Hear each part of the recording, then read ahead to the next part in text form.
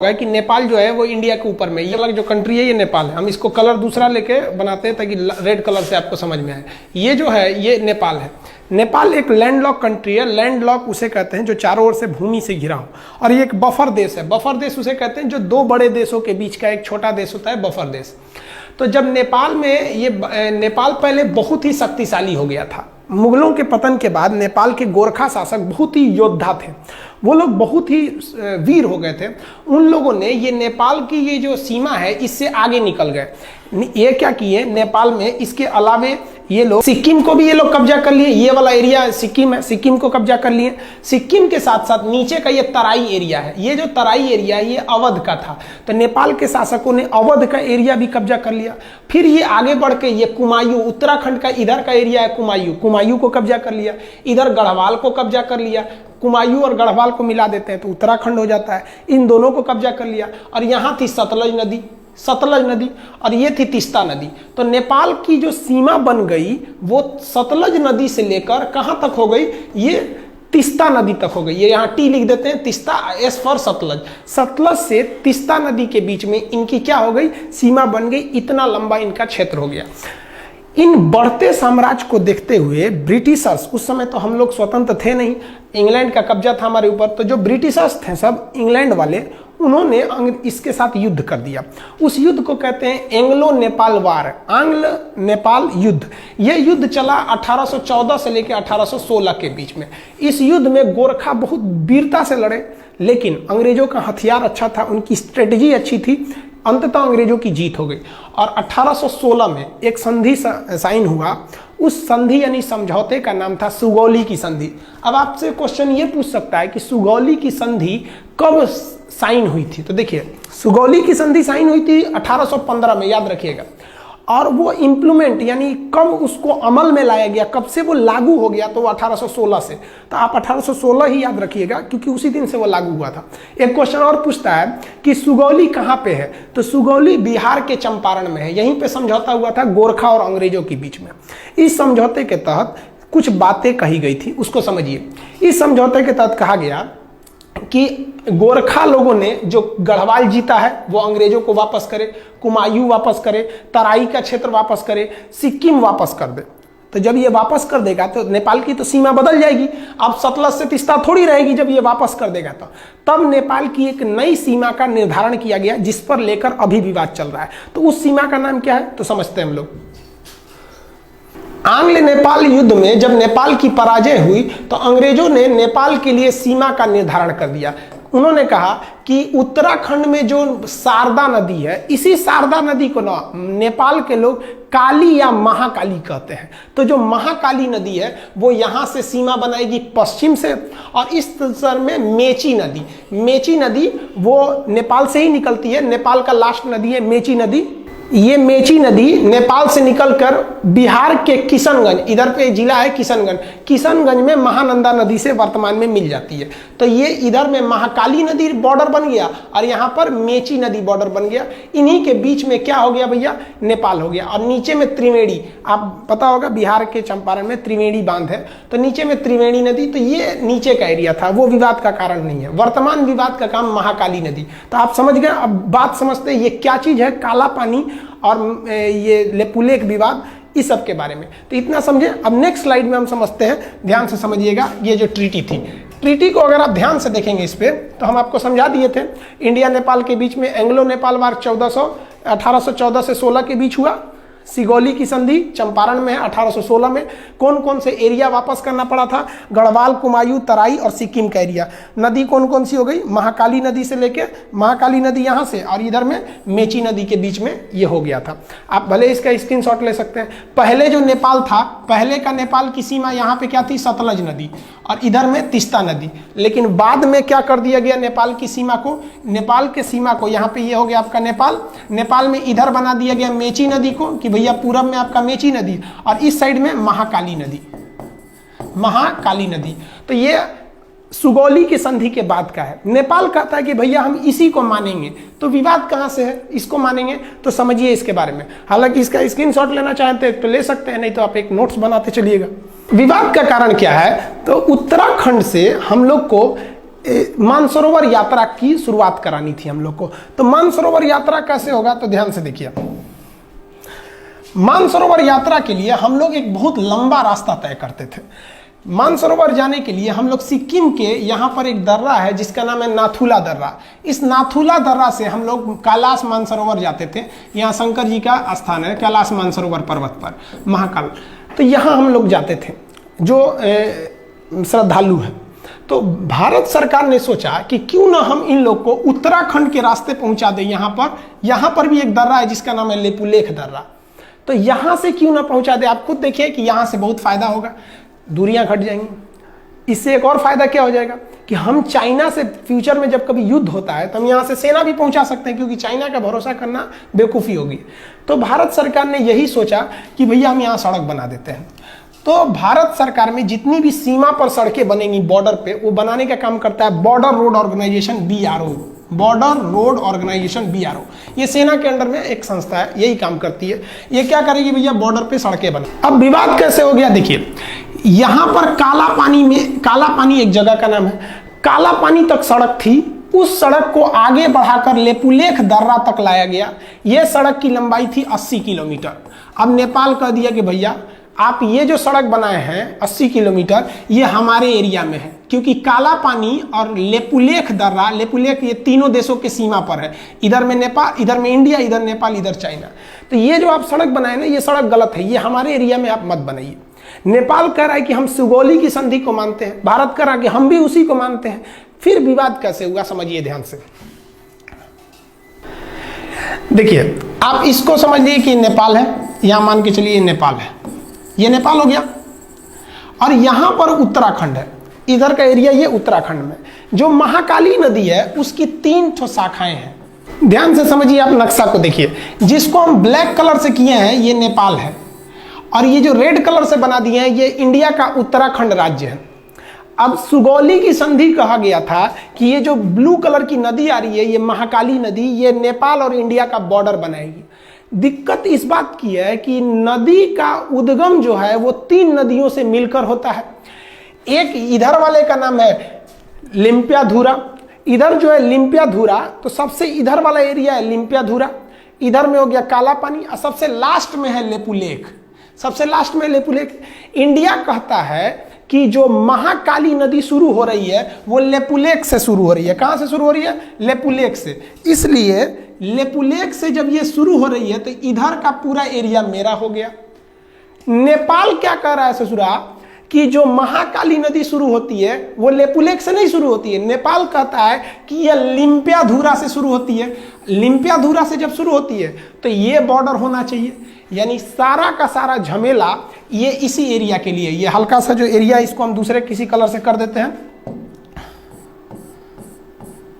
ये एरिया से विवाद है। सारा विवाद इसी एरिया को लेकर हो रहा है। अब आपको बता दें कि ये जो एरिया है, इस एरिया पर पहले से कब्जा इंडिया का है। ये जो ट्राई जंक्शन है तीनों का एरिया, इस पर अधिकार पहले से इंडिया का है। तो नेपाल कह रहा है कि भैया मेरा है, आप खाली करिए। नेपाल को ये गर्मी कहाँ से है भैया, इतना जुनून जो कभी हमसे आंख मिला नहीं सकता था, आज इतना बढ़ के बोलने लगा। समझिए इसके बारे में। तो ये समझ गए, बॉर्डर रोड ऑर्गेनाइजेशन ने एक न्यू सड़क बनाई थी। कहाँ से, काला पानी से लेपुलेख तक 80 किलोमीटर। किस लिए, मानसरोवर यात्रा पर जाने के लिए। अब नेपाल ने एक नया नक्शा लगा दिया। नेपाल ने अपने नए नक्शा में लिम्पियाधुरा को, काला पानी और लेपुलेख, यानी ये पूरे एरिया को अपने नक्शा में दिखा दिया कि भैया ये पूरा एरिया नेपाल का है। इसने अपने नक्शा में दिखा दिया। इंडिया ने कहा भैया हम ये नक्शा को नहीं मानते, ये नक्शा गलत है। वो कहता कि नहीं आप मानिए, क्यों नहीं, ये सुगौली की संधि 1816 की बात है। तो आप समझ रहे हैं ना, वो उद्गम से एक झमेला है कि कहाँ से माना जाता है यहाँ पर। अब थोड़ा समझिए नेपाल ऐसा क्यों कर रहा है। नेपाल में अभी जो सरकार है वो सरकार है नेपाल कम्युनिस्ट पार्टी की। जैसे अपने यहाँ भारत में बीजेपी की सरकार है, उसी तरह फिलहाल नेपाल में नेपाली कम्युनिस्ट पार्टी है। ये चाइना की कम्युनिस्ट पार्टी से बहुत मैच करती है, दोनों की विचारधारा मैच करते हैं, इसलिए ये चाइना की ओर बहुत बह रहे हैं। और उसके प्राइम मिनिस्टर हैं KP शर्मा ओली। ये तो समझिए कि एकदम बैठे हैं चाइना की गोद में जाने के लिए तैयारी में। इनको समझ नहीं आ रहा है कि चाइना इनको बर्बाद करेगा। चाइना किसी को भी अपने डेप्थ ट्रैप में बिछा लेता है, यानी कर्जा देकर उनको फंसा लेता है। इतना ना कर्जा दे देता है औकात से ज़्यादा कि ये कर्जा चुका नहीं पाते हैं। उसके बाद कहता है कि मेरा कर्जा लाइए, तो ये कुछ कर नहीं पाते, कहते नहीं है। तो चाइना कहता है तब मेरी बात मानिए। यही चाइना करना चाहता है किनके साथ? नेपाल के साथ। इनको शर्म नहीं आ रही, समझ में भी नहीं आ रहा है और शर्म भी नहीं आ रही है। कैसे? नेपाल चाइना के कहने पर ये सारा विवाद खड़ा किया है। और हद तब हो गया जब कल नेपाल के prime minister KP Sharma Oli ने क्या कहा, India spread corona virus in Nepal, यानी भारत के लोग नेपाल में कोरोना वायरस फैला रहे हैं। सोचिए, भारत के लोग फैला रहे हैं, हद हो गया भाई। हिंदुस्तान ने नेपाल को 2 लाख टैबलेट दिया था हाइड्रोक्सीक्लोरोक्विन का, 2 लाख टैबलेट दिया था नेपाल को पैरासीटामोल का, और वो भी उससे पैसे नहीं लिया था, गिफ्ट में दे दिया था कि भैया आप हमारे पड़ोसी हैं। और अमेरिका को हम लोगों ने पैसे में बेचा था।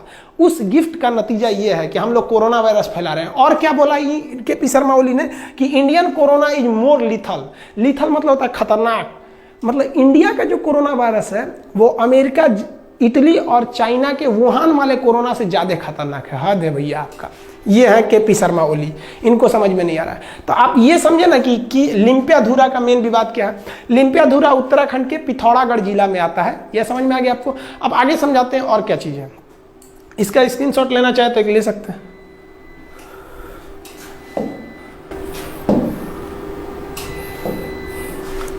देखिए, जो सड़क बनाया गया है वो सड़क बनाना जरूरी भी था।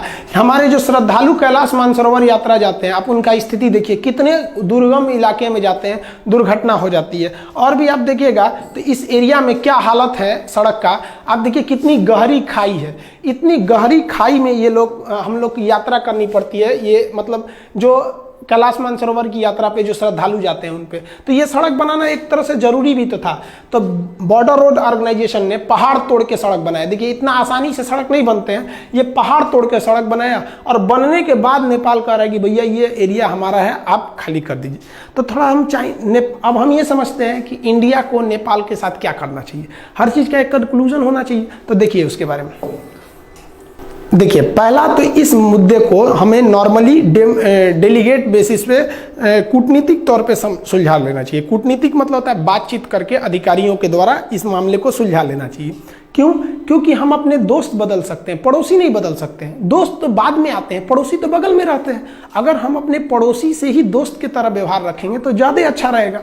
तो इंडिया इसीलिए नेपाल को समझाता है, लेकिन ये समझ नहीं रहे हैं। तो चलिए एक तो हम दिखाते हैं। नेपाल के साथ इंडिया ने ट्रेलर दिखाया था 2015 में।